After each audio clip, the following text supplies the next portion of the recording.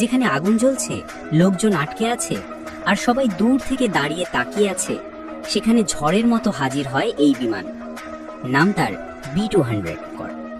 B-200-কে অনেকে বলে amphibian aircraft, মানে এটা জল, স্থল, আকাশ তিনটাতেই চলাফেরা করতে পারে।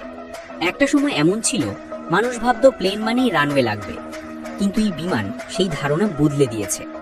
প্লেনটা বানিয়েছে বেরিয়েভ এয়ারক্রাফট কোম্পানি। রাশিয়ার এই কোম্পানিটা স্পেশাল ধরনের প্লেন বানাতেই ওস্তাদ, বিশেষ করে যারা পানি থেকে উঠতে পারে সেগুলোর ক্ষেত্রে। এই B-200-এর প্রথম ফ্লাইট হয়েছিল 2003 সালে। তখন অনেকে ভেবেছিল এই প্লেন শুধু শো অফ টাইপ কিছু হবে, কিন্তু আজ সেটা প্রমাণ করে দিয়েছে এটা আসলেই কাজের জিনিস। এখন প্রশ্ন আসে, এই প্লেনটা কোন কোন কাজে ব্যবহার হয়? সবার আগে বলতে হয় আগুন নেভানো। B-200 এমনভাবে তৈরি যাতে এটি বিশাল পরিমাণ পানি নিয়ে আকাশ থেকে সরাসরি আগুনের ওপর ফেলতে পারে। আগুন ছড়ালে এই প্লেন পানির ঝাঁপ দিয়ে তা নিয়ন্ত্রণে আনে। এমনটা সবার দ্বারা সম্ভব নয়। শুধু আগুন নেভানো না, এই প্লেন উদ্ধার অভিযানেও পারদর্শী। যেমন যদি সমুদ্রে কেউ হারিয়ে যায় বাজার, সেখান থেকে আবার ঢাকা ঘুরে আসলেও এর জ্বালানি শেষ হবে না। আকারের দিক থেকেও বেশ বড়, দৈর্ঘ্য প্রায় 33 মিটার আর উইং স্প্যান প্রায় 32 মিটার।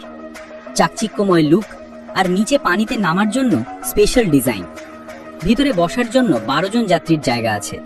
তবে এই প্লেনকে অনেক সময় মালবাহী বা মেডিকেল সাপোর্ট প্লেন হিসেবেও ব্যবহার করা হয়।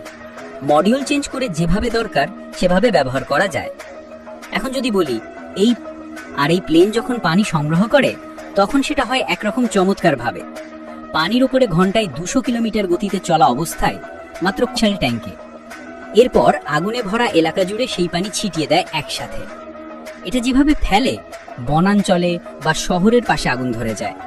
সাধারণ ট্রাক বা লোকজন দিয়ে আগুন নেভানো কঠিন হয়ে পড়ে। এটি কমানো গেছে।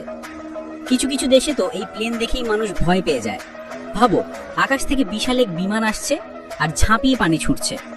অনেকে আবার এটাকে দেখে যুদ্ধ বিমান ভেবে ভুল করে। এই প্লেন যুদ্ধের সময়ও ব্যবহার হতে পারে। যেমন যুদ্ধক্ষেত্রে যদি আগুন ধরে যায়, ব্যবহার করেছে।